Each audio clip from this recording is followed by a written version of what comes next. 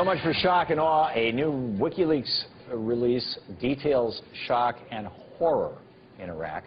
One of the latest leaked State Department cables alleges that back during Bush's presidency in 2006, U.S. troops executed at least 10 Iraqi civilians, including 5 children and 4 women, and then called in an airstrike to destroy the evidence. At the time, Bush's military officials denied the incident.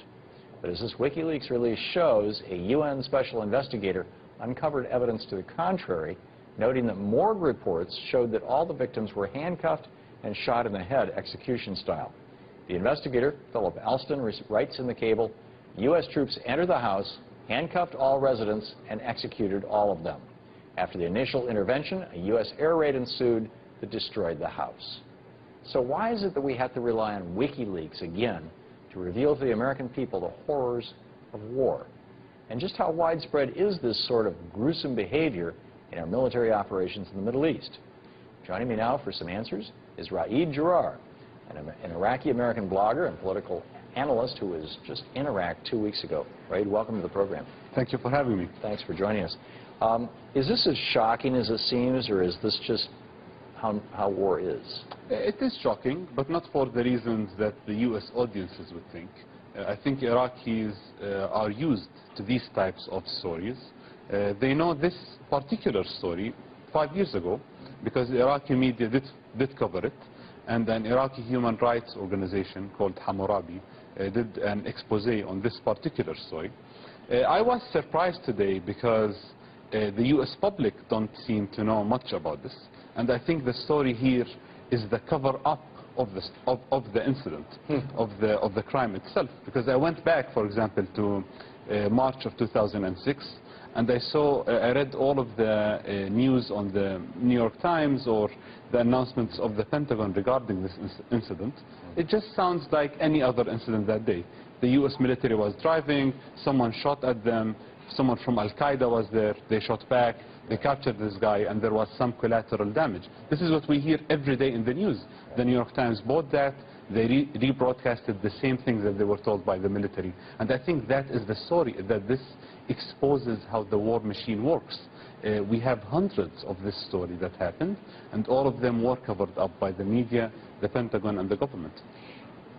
To what extent is that different, or is it not, for that matter, from the cover-ups of atrocities committed by other governments, by Saddam Hussein's own government, by Iranian government, in that long war, by, again, kind of a variation of, they say war is hell, and in my opinion, when George Bush and Dick Cheney lied us into this war, they opened the gates of hell.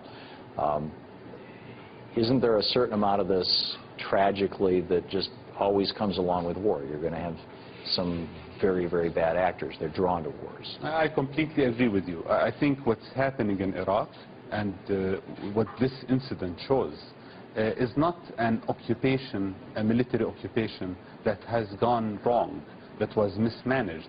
I think this is how military occupations look like. This is the nature of war. This is how it looks like. And so when they put 11 members of a family in a room and execute them and then call for an airstrike to cover up, that doesn't seem like a single incident. No one will come up with such a sophisticated scheme and execute 11 people with cold blood one time. Right. This is maybe a daily recurrent event that has been happening in Iraq. When we talk about 1 million Iraqis killed in the last 8 years alone, these numbers are huge numbers, and these incidents explain how Iraq looked and it still looks like on a daily basis.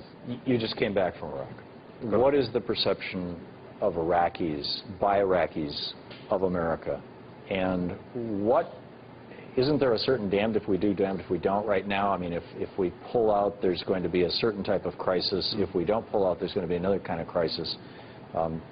Can you describe what those might be? I don't think so. I disagree with this notion that if we withdrew, the sky will fall on Iraqis, or if we withdrew and give Iraqis back their freedom, that we will be responsible as Americans on how Iraqis would run their own nation. These are, not realistic. It's very paternalistic, does not view Iraqis as peer humans who can take care of themselves.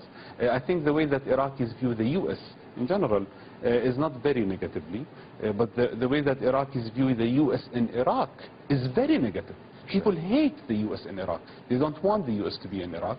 And I think they want two things to stop these incidents from happening. They want, number one, the U.S. to withdraw completely before the end of this year, like President Obama has promised. Right. And number two, all of these incidents that took place to be investigated, so that Iraqis who were harmed are compensated, and the criminals who are behind these acts are held responsible. You've written about this, about President Obama saying he's going to pull out of Iraq.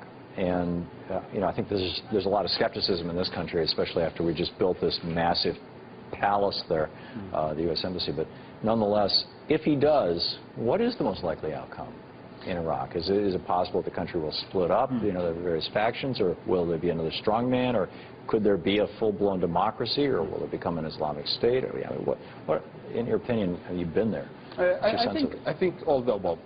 These are possibilities for the future of Iraq, and Iraqis will decide what they want. They want a democracy that looks like the U.S., it's their choice. They want an Islamic state, it's their choice as well. As a secular person, I would love to see a secular democracy there, and a secular democracy here in the U.S. as well, by the way. Good idea. But I think Iraqis can choose whatever works for their country. Now, I think the current plan for withdrawal is not unrealistic. The U.S. is planning to withdraw all the Department of Defense soldiers by the end of this year, bringing down the number to 0 U.S. soldiers and 0 bases. But there is other types of intervention that the U.S. is keeping. There are around 16,000 personnel who will stay with the State Department, and I think those should leave as well within the next few years. But when it comes to the withdrawal at the end of this year, I'm not very skeptical. I think it is doable. I think it is a must, actually, that President Obama fulfills his promises. Let's hope you're right. Thanks so much for being with us tonight. Thanks a lot. Very nice to meet you. It's time to end this senseless violence. Call back the dogs of war. Justice is not about agenda. It's not about mobilizing people. It's about dialing for corporate dollars. These two parties have sold the U.S. government and the American people to the highest bidders.